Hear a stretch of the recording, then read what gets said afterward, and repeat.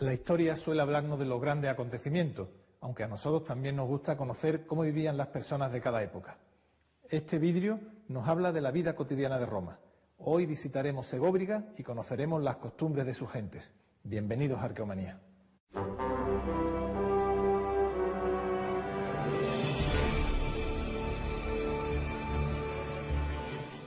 Si nos asomamos a cualquier calle o plaza de España una tarde con buen tiempo, observamos el bullicio de las terrazas o el ajetreo de los centros de negocios.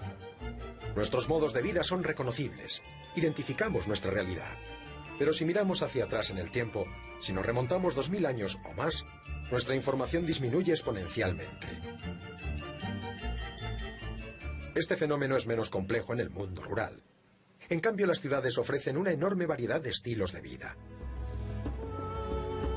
¿Cómo fue la vida cotidiana para un comerciante de minerales en la ciudad de Segóbriga?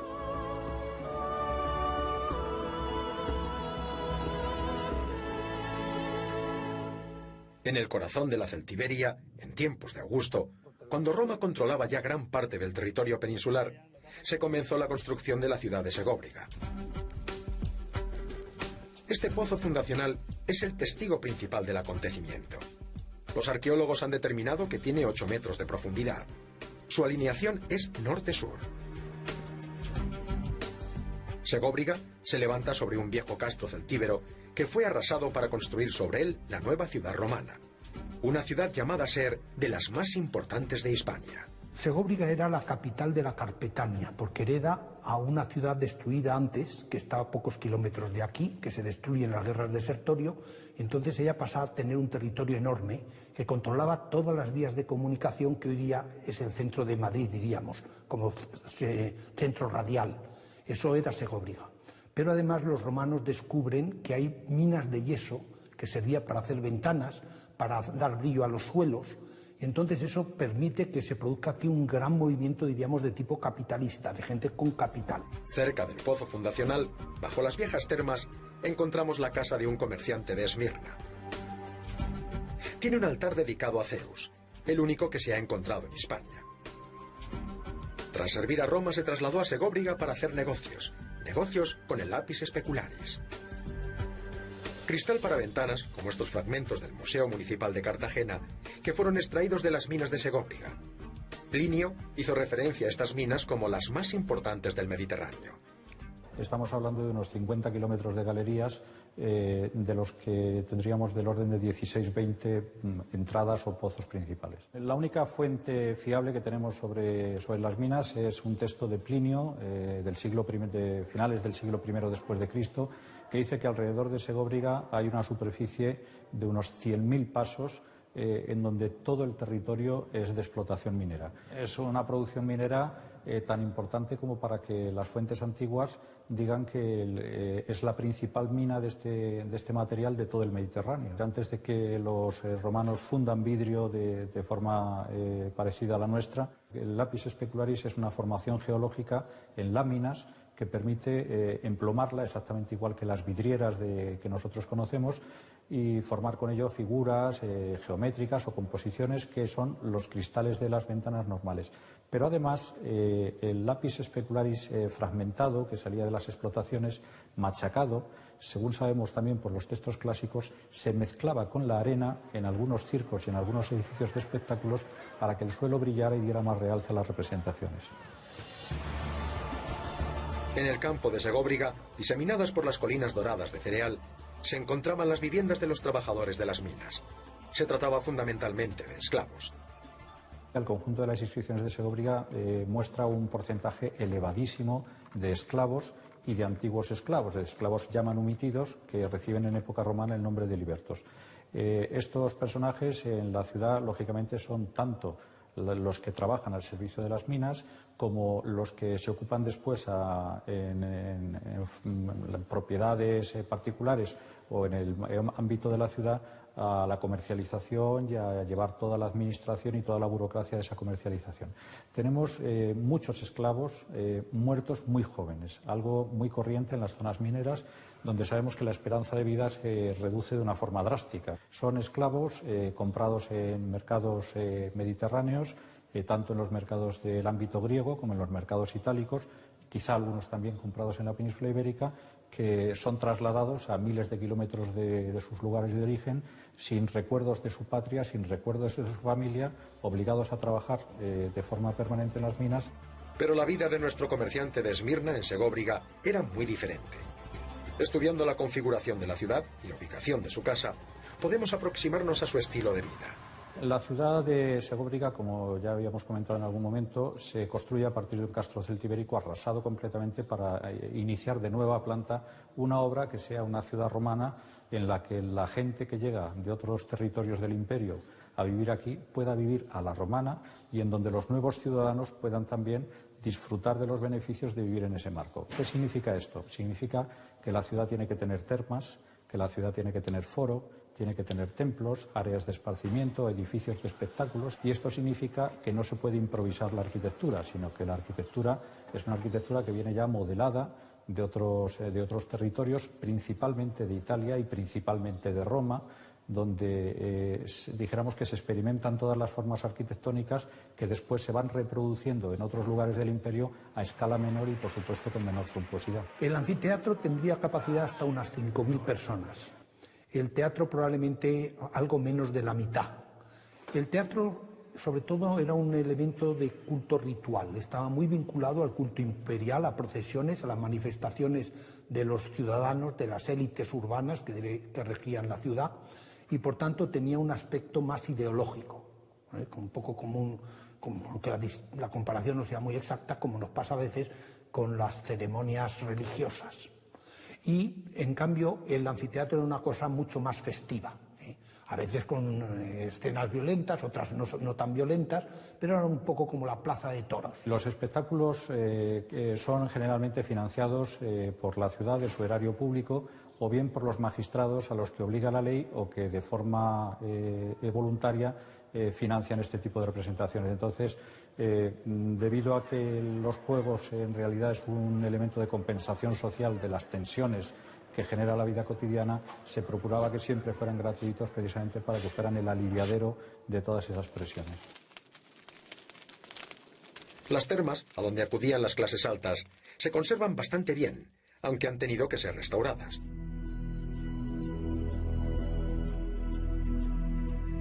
Como curiosidad, la visita a Segóbriga nos ofrece una visión exacta de los vestuarios del teatro romano, con sus correspondientes letrinas. Un modo de vida sin duda elegante, refinado, pero queda un aspecto por ver. ¿Cómo eran los cultos religiosos en Segóbriga? Por una parte, conocemos que había una gran devoción a Diana Cazadora. Extramuros de la ciudad, en un abrigo natural que se ha replicado en el Museo de Segóbriga, se le rendía culto por parte de los habitantes de la ciudad y de otros llegados de los alrededores. Pero además del culto a Diana, el panteón romano estaba coronado por una figura esencial.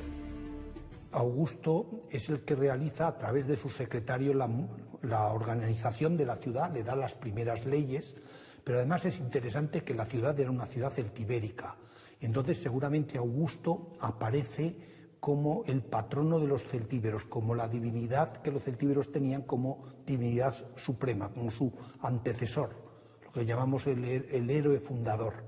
Y desde ese punto de vista, Segóbriga también interesante porque probablemente ha jugado un papel muy importante en la institucionalización de lo que llamamos el culto imperial, que era la forma ideológica de atraer a todos los ciudadanos del imperio a un poder personal que en el fondo era una revolución dentro de las estructuras tradicionales romanas. Augusto determinó la vida de millones de ciudadanos de su imperio. Legionarios, censores, esclavos, magistrados y enemigos. A fin de cuentas, quizá no era tan extraño que lo consideraran un dios. Las circunstancias políticas y económicas, ahora y siempre, son las que más determinan la vida de las personas. Nada nuevo bajo el sol.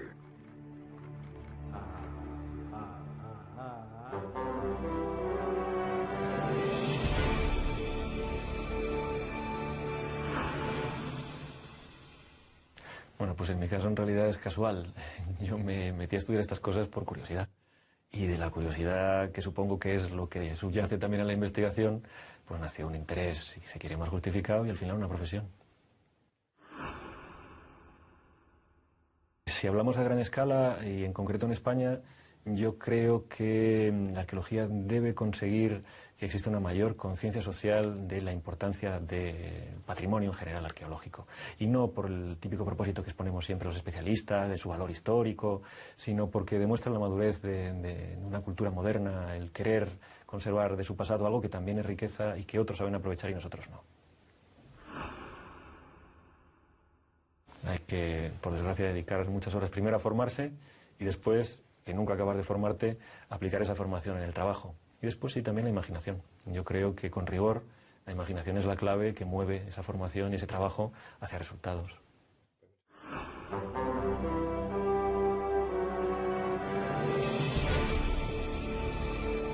Hace unos 15.000 años, un artista del Paleolítico ascendió a esa cavidad donde dibujó una cierva.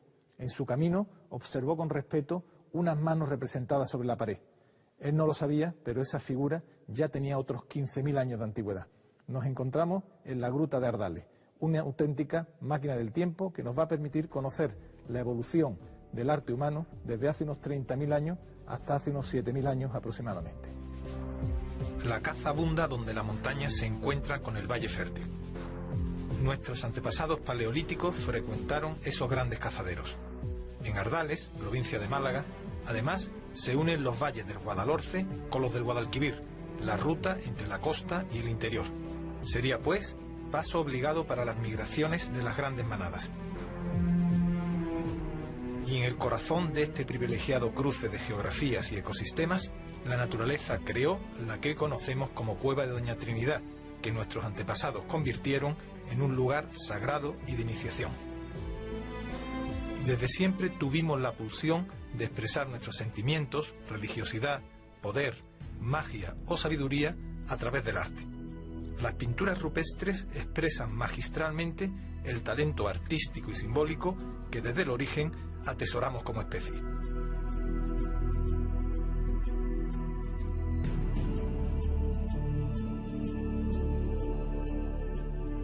La Cueva de Ardales alberga más de 1.200 motivos entre grabados y pinturas, lo que la hace de las más hermosas e interesantes de todo el sur peninsular. Además de esta espectacular riqueza artística, la cueva destaca por su belleza natural, con sus grandes salones, sus estalactitas imposibles y su singular juego de brillos y reflejos que nos asombran y emocionan. Existe un lenguaje más o menos común para las pinturas rupestres, reconociéndose 4 temas principales, tal como nos explica Pedro Cantalejo, investigador de la cueva. El tema más minoritario es precisamente el de las manos. Después hay un tema también minoritario o raro, que es el de las figuras humanas, donde hay un porcentaje altísimo de mujeres y un porcentaje mínimo de representaciones humanas masculinas, pero un porcentaje que puede ser el 90% de mujeres representadas contra un 10% de hombres. Y después están los 2 grandes bloques que conforman el arte rupestre paleolítico: las figuras de animales, es decir, las representaciones de fauna, y las representaciones de signos, son meramente representaciones simbólicas.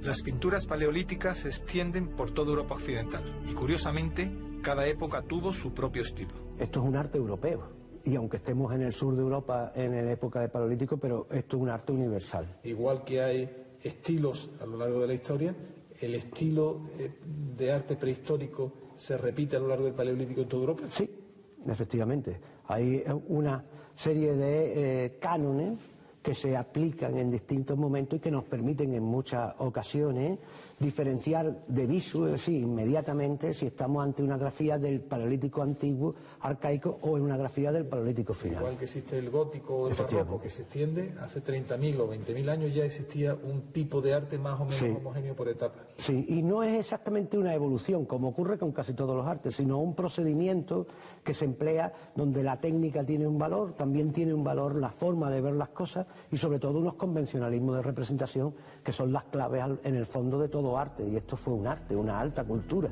Las figuras más emblemáticas de la cueva son las manos en negativo. La miramos y sabemos que quiere indicarnos algo. Una señal de posesión, un elemento mágico, una advertencia. Es una mano izquierda, está aerografiada, es decir, se sopló pintura, en este caso dióxido de manganeso. Se hicieron 3 pulverizaciones y como característica singular, las manos de Ardales tienen plegado el dedo índice y el meñique. O sea, cada gruta tenía un signo, ¿no?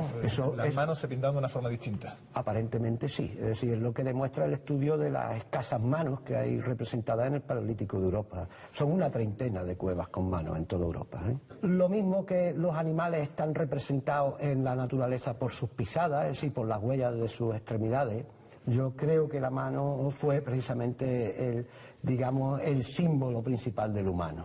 ¿Qué antigüedad tiene esta pintura? Más de 27.000 años. Pedro, los dedos parecen cortados. ¿Por qué no salen los dedos completos de la mano? De hecho, hace casi 60, 70 años los investigadores creían que eran manos mutiladas. Llegaron a hacer auténticas hipótesis sobre el tema de las manos mutiladas y demás. Pero hoy en día sabemos que no, que son gestos hechos expresamente, además en cada cueva el suyo, como hemos dicho antes. Este mundo simbólico de plegar los dedos, de hacer con los dedos, en la cueva de Ardales, por ejemplo, se nota muy bien cómo hay fallos y entonces arrugan los dedos de una manera u otra y sabemos que no eran manos mutiladas, sino que son gestos expresamente diseñados, ¿no?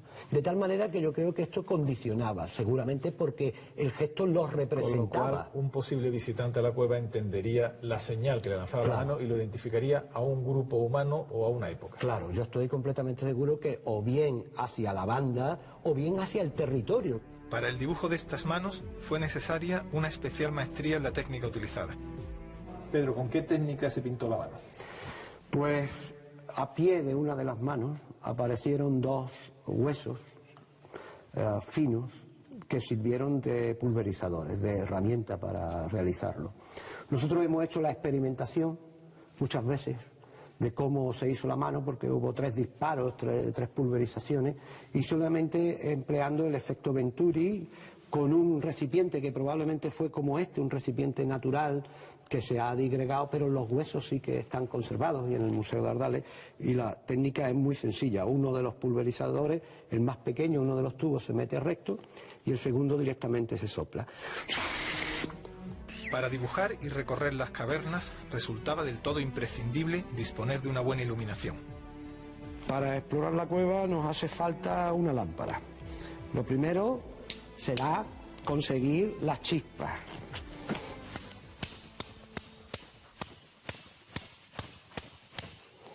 Después, lógicamente, un combustible. Ese combustible se ha creído que era grasa de animal, pero estamos comprobando que es mucho más útil para la espeleología, es decir, para la progresión dentro de las cuevas, emplear cera de abeja. Y entonces de una colmena con pelo o con lana se carga la lámpara.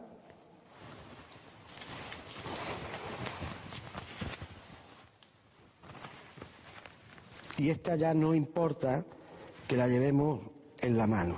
Lo importante, ya no se cae.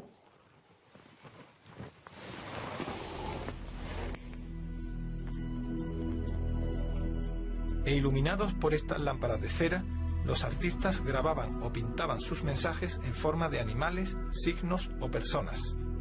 La trémula luz de la lámpara de cera resaltaba el relieve de unos grabados que causaron asombro y temor a los que lo observaron hace miles de años durante su liturgia de iniciación.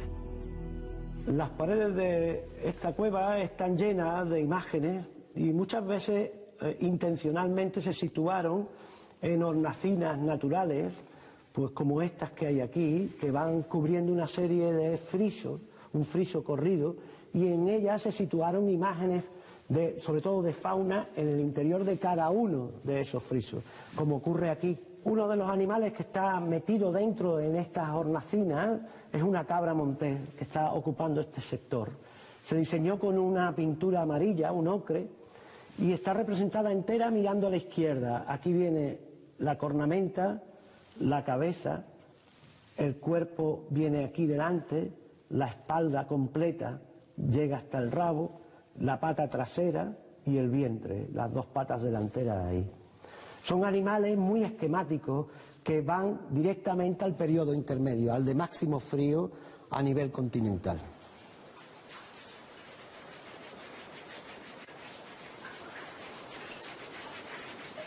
Otras figuras paleolíticas están escondidas porque son grabados y solo cuando aplicamos una luz rasante aparecen realmente saliendo de la pared, como ocurre con esta cierva que tenemos aquí, con un grabado muy fino, hecho a punta de un buric de sílex que baja.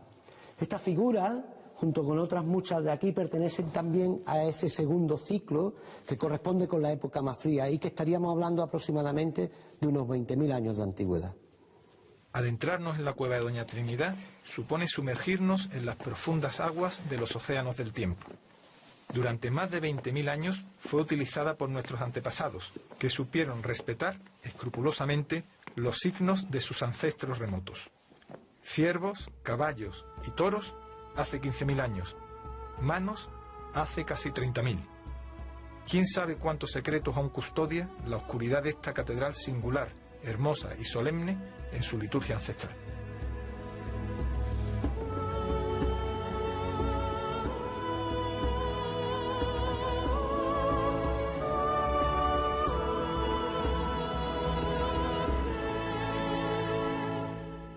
En gran parte de España aparecen, abandonadas en el campo, piedras grabadas con guerreros, armas y carros. Nos despedimos hoy descubriendo los secretos de estas misteriosas estelas. Y no olviden que en nuestro próximo programa continuaremos contándoles lo que ocurrió hace mucho, mucho tiempo.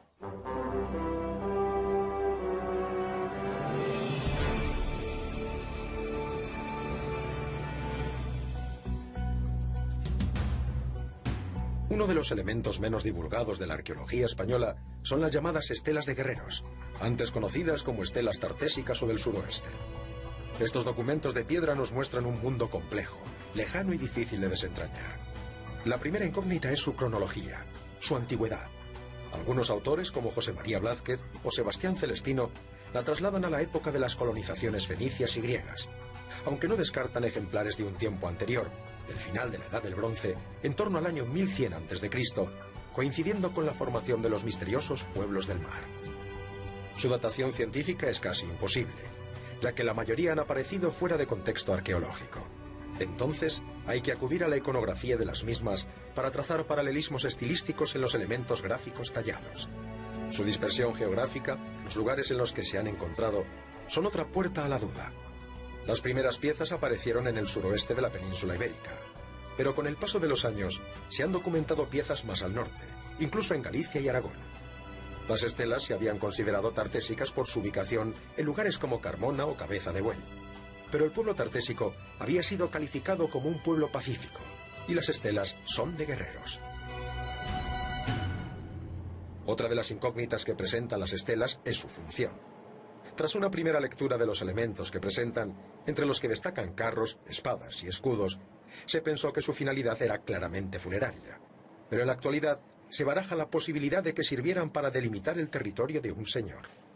Para algunos autores, los personajes que se representan en las estelas serían grandes ganaderos. Para otros, serían jefes militares que controlarían determinadas rutas o territorios. El detalle de los elementos iconográficos es la llave para una aproximación científica a las estelas. Probablemente, lo que más llama la atención en las estelas de guerreros son los carros.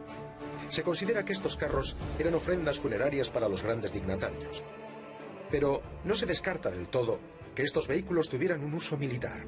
En las estelas, como la de Ategua, el modelo de carro se relaciona con prototipos neohititas, cuyo origen se remonta al siglo IX a.C. Otros autores lo consideran provenientes de Chipre. En cualquier caso, parece que existe un consenso sobre sus destinatarios, que no serían otros que la aristocracia local. Los señores indígenas recibirían estos carros de mano de los comerciantes fenicios. Destaca la abundancia de escudos concéntricos, aunque también los hay en forma de escotadura en V. La mayoría de los autores piensa que los escudos son de origen oriental. Este elemento, unido a otras armas como espadas o arcos, otorga un carácter heroico al destinatario de la estela. El elemento que quizá haya despertado una mayor controversia son los cascos con cornamenta. En un principio se pensó que provenían de Dinamarca, Pero la frecuencia de este motivo en representaciones muy antiguas de Siria, Micenas o Egipto aclara su génesis mediterránea. Las espadas que se tallan en las estelas, halladas en España y Portugal, tienen un origen atlántico. Esto podría indicar que los aristócratas locales recibían presentes de diferente procedencia. El comercio del metal podría estar detrás de estas ofrendas. Nadie, a ciencia cierta, ha sido capaz de explicar la presencia de peines y espejos en las representaciones de las estelas de guerreros. Quizá eran objetos para la otra vida. Quizá denoten una delicada preocupación por la estética de estos fieros combatientes.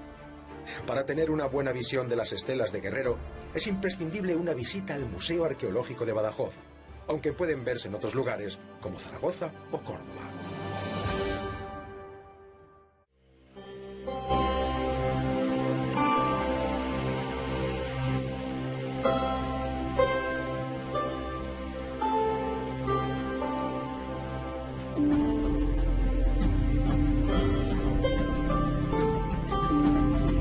Administración y toda la burocracia de esa comercialización. Tenemos muchos esclavos muertos muy jóvenes, algo muy corriente en las zonas mineras, donde sabemos que la esperanza de vida se reduce de una forma drástica. Son esclavos comprados en mercados mediterráneos, tanto en los mercados del ámbito griego como en los mercados itálicos, quizá algunos también comprados en la península ibérica, que son trasladados a miles de kilómetros de sus lugares de origen, sin recuerdos de su patria, sin recuerdos de su familia, obligados a trabajar de forma permanente en las minas. Pero la vida de nuestro comerciante de Esmirna, en Segóbriga, era muy diferente. Estudiando la configuración de la ciudad y la ubicación de su casa, podemos aproximarnos a su estilo de vida. La ciudad de Segóbriga, como ya habíamos comentado en algún momento, se construye a partir de un castro celtibérico arrasado completamente para iniciar de nueva planta una obra que sea una ciudad romana en la que la gente que llega de otros territorios del imperio a vivir aquí pueda vivir a la romana y en donde los nuevos ciudadanos puedan también disfrutar de los beneficios de vivir en ese marco. ¿Qué significa esto? Significa que la ciudad tiene que tener termas, que la ciudad tiene que tener foro, tiene que tener templos, áreas de esparcimiento, edificios de espectáculos, y esto significa que no se puede improvisar la arquitectura, sino que la arquitectura es una arquitectura que viene ya modelada de otros territorios, principalmente de Italia y principalmente de Roma, donde dijéramos que se experimentan todas las formas arquitectónicas que después se van reproduciendo en otros lugares del imperio a escala menor y, por supuesto, con menor suntuosidad. El anfiteatro tendría capacidad hasta unas 5.000 personas. El teatro probablemente algo menos de la mitad. El teatro, sobre todo, era un elemento de culto ritual. Estaba muy vinculado al culto imperial, a procesiones, a las manifestaciones de los ciudadanos, de las élites urbanas que regían la ciudad, y por tanto tenía un aspecto más ideológico, un poco como aunque la comparación no sea muy exacta, como nos pasa a veces con las ceremonias religiosas. Y, en cambio, el anfiteatro era una cosa mucho más festiva, a veces con escenas violentas, otras no tan violentas, pero era un poco como la plaza de toros. Los espectáculos son generalmente financiados por la ciudad de su erario público o bien por los magistrados a los que obliga la ley o que de forma voluntaria financian este tipo de representaciones. Entonces, debido a que los juegos en realidad es un elemento de compensación social de las tensiones que genera la vida cotidiana, se procuraba que siempre fueran gratuitos precisamente para que fueran el aliviadero de todas esas presiones. Las termas, a donde acudían las clases altas, se conservan bastante bien, aunque han tenido que ser restauradas.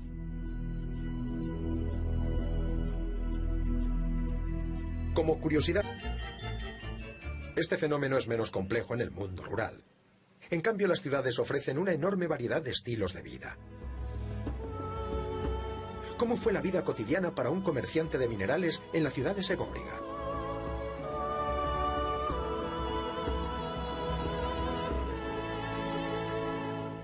En el corazón de la Celtiberia, en tiempos de Augusto, cuando Roma controlaba ya gran parte del territorio peninsular, se comenzó la construcción de la ciudad de Segóbriga.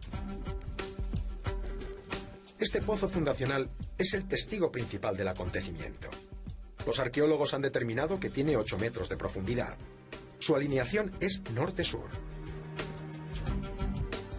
Segóbriga se levanta sobre un viejo castro celtíbero que fue arrasado para construir sobre él la nueva ciudad romana.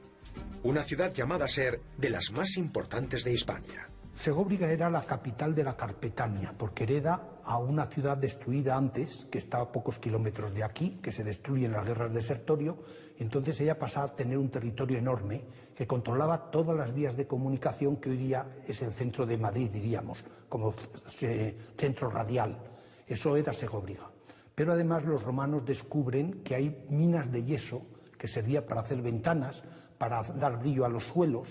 Y entonces eso permite que se produzca aquí un gran movimiento, diríamos, de tipo capitalista, de gente con capital. Cerca del pozo fundacional, bajo las viejas termas, encontramos la casa de un comerciante de Esmirna.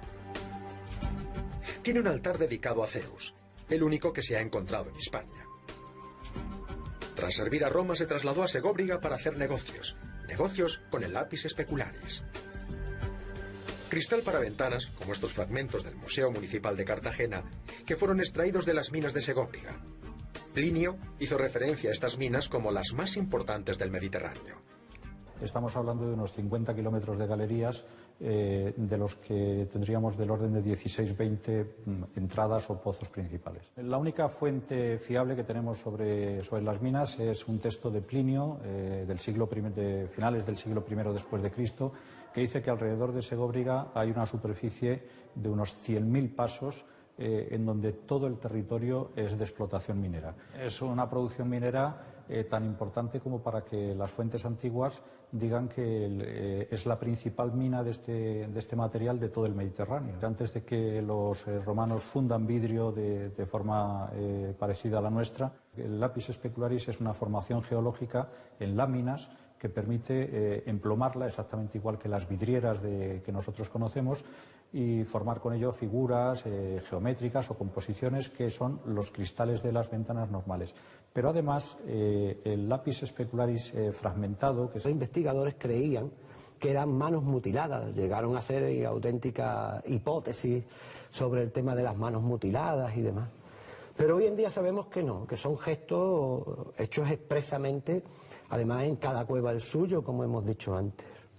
Este mundo simbólico de plegar los dedos, de hacer con los dedos, en la cueva de Ardales, por ejemplo, se nota muy bien cómo hay fallos y entonces arrugan los dedos de una manera u otra y sabemos que no eran manos mutiladas, sino que son gestos expresamente diseñados, ¿no? De tal manera que yo creo que esto condicionaba, seguramente porque el gesto los representaba. Con lo cual, un posible visitante a la cueva entendería la señal que le lanzaba la mano y lo identificaría a un grupo humano o a una época. Claro, yo estoy completamente seguro que o bien hacia la banda o bien hacia el territorio. Para el dibujo de estas manos fue necesaria una especial maestría en la técnica utilizada. Pedro, ¿con qué técnica se pintó la mano? Pues a pie de una de las manos aparecieron dos huesos finos que sirvieron de pulverizadores, de herramienta para realizarlo. Nosotros hemos hecho la experimentación muchas veces de cómo se hizo la mano, porque hubo 3 disparos, tres pulverizaciones, y solamente empleando el efecto Venturi con un recipiente que probablemente fue como este, un recipiente natural que se ha digregado, pero los huesos sí que están conservados y en el Museo de Ardales, y la técnica es muy sencilla. Uno de los pulverizadores, el más pequeño, uno de los tubos se mete recto y el segundo directamente se sopla. Para dibujar y recorrer las cavernas resultaba del todo imprescindible disponer de una buena iluminación. Para explorar la cueva nos hace falta una lámpara. Lo primero será conseguir las chispas.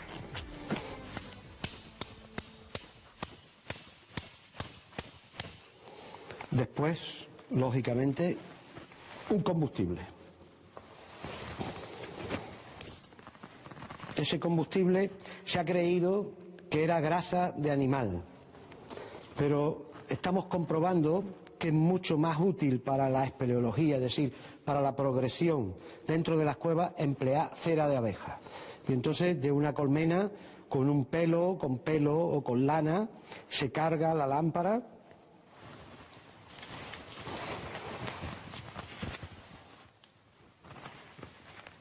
Y esta ya no importa que la llevemos en la mano. Lo importante, ya no se cae.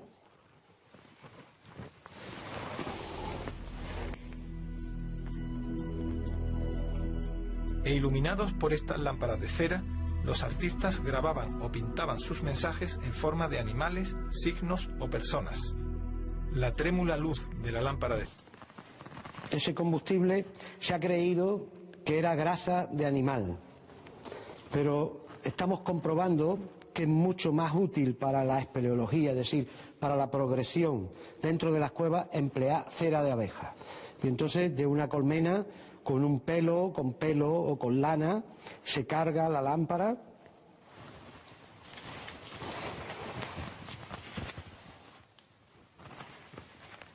Y esta ya no importa que la llevemos en la mano. Lo importante, ya no se cae.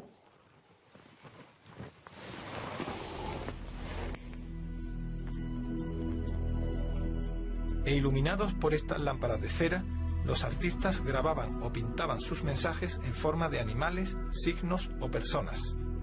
La trémula luz de la lámpara de cera resaltaba el relieve de unos grabados que causaron asombro y temor a los que lo observaron hace miles de años durante su liturgia de iniciación.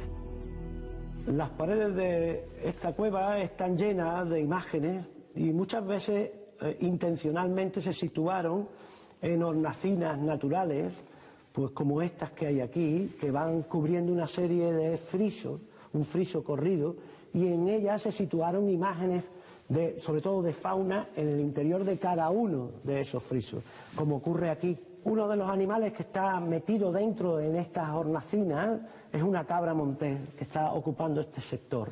Se diseñó con una pintura amarilla, un ocre, y está representada entera mirando a la izquierda. Aquí viene la cornamenta, la cabeza, el cuerpo viene aquí delante, la espalda completa llega hasta el rabo, la pata trasera y el vientre, las dos patas delanteras ahí.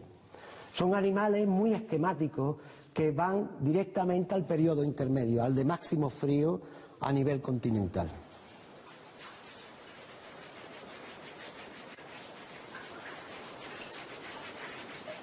Otras figuras paleolíticas están escondidas porque son grabados y solo cuando aplicamos una luz rasante aparecen realmente saliendo de la pared, como ocurre con esta cierva que tenemos aquí, con un grabado muy fino, hecho a punta de un buric de sílex que baja. Esta figura, junto con otras muchas de aquí, pertenecen también a ese segundo ciclo que corresponde con la época más fría y que estaríamos hablando aproximadamente de unos 20.000 años de antigüedad. Adentrarnos en la cueva de Doña Trinidad supone sumergirnos en las profundas aguas de los océanos del tiempo. Durante más de 20.000 años fue utilizada por nuestros antepasados, que supieron respetar escrupulosamente los signos de sus ancestros remotos. Muestra un porcentaje elevadísimo de esclavos y de antiguos esclavos, de esclavos ya manumitidos que reciben en época romana el nombre de libertos. Estos personajes en la ciudad, lógicamente, son tanto los que trabajan al servicio de las minas como los que se ocupan después en propiedades particulares o en el ámbito de la ciudad a la comercialización y a llevar toda la administración y toda la burocracia de esa comercialización. Tenemos muchos esclavos muertos muy jóvenes, algo muy corriente en las zonas mineras, donde sabemos que la esperanza de vida se reduce de una forma drástica. Son esclavos comprados en mercados mediterráneos, tanto en los mercados del ámbito griego como en los mercados itálicos, quizá algunos también comprados en la península ibérica, que son trasladados a miles de kilómetros de sus lugares de origen, sin recuerdos de su patria, sin recuerdos de su familia, obligados a trabajar de forma permanente en las minas. Pero la vida de nuestro comerciante de Esmirna, en Segóbriga, era muy diferente. Estudiando la configuración de la ciudad y la ubicación de su casa, podemos aproximarnos a su estilo de vida.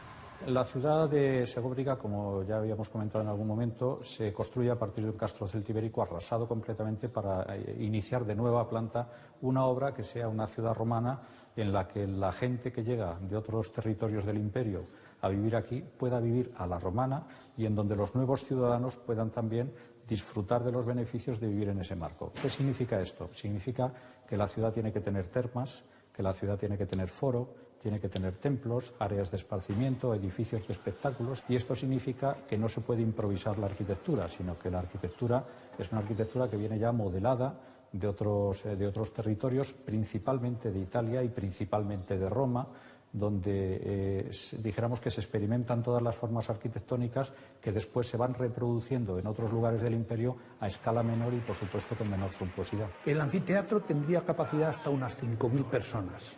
El teatro probablemente algo menos de la mitad.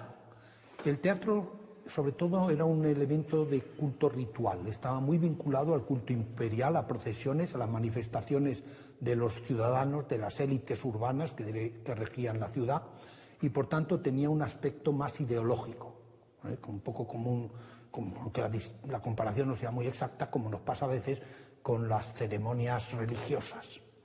Y en cambio el anfiteatro era una cosa mucho más festiva, a veces con escenas violentas, otras no tan violentas, pero era un poco como la plaza de toros. Los espectáculos son generalmente financiados por la ciudad de su erario público, o bien por los magistrados a los que obliga la ley o que de forma voluntaria financian este tipo de representaciones. Entonces, debido a que... Un combustible. Ese combustible se ha creído que era grasa de animal, pero estamos comprobando que es mucho más útil para la espeleología, es decir, para la progresión dentro de las cuevas, emplear cera de abeja. Y entonces de una colmena con pelo o con lana se carga la lámpara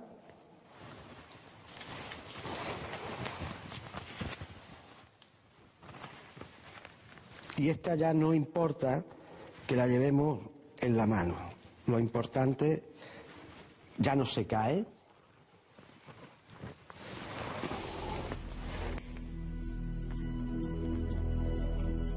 E iluminados por estas lámparas de cera, los artistas grababan o pintaban sus mensajes en forma de animales, signos o personas.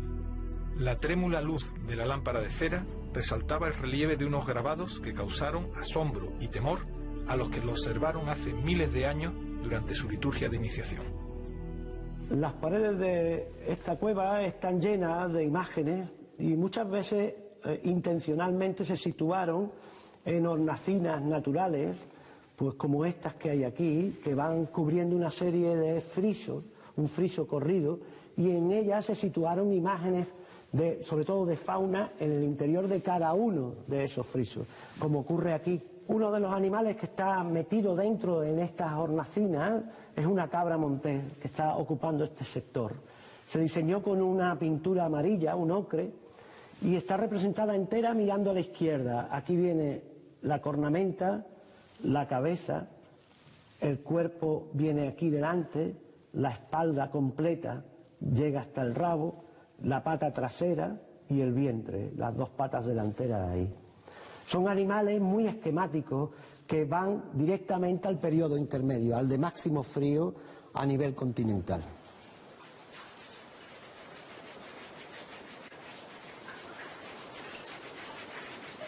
Otras figuras paleolíticas están escondidas porque son grabados y solo cuando aplicamos una luz rasante aparecen realmente saliendo de la pared, como ocurre con esta cierva que tenemos aquí, con un grabado muy fino, hecho a punta de un buric de sílex que baja. Esta figura, junto con otras muchas de aquí, pertenecen también a ese segundo ciclo que corresponde con la época más fría y que estaríamos hablando aproximadamente de unos 20.000 años de antigüedad. Adentrarnos en la cueva de Doña Trinidad supone sumergirnos en las profundas aguas de los océanos del tiempo. Durante más de 20.000 años fue utilizada por nuestros antepasados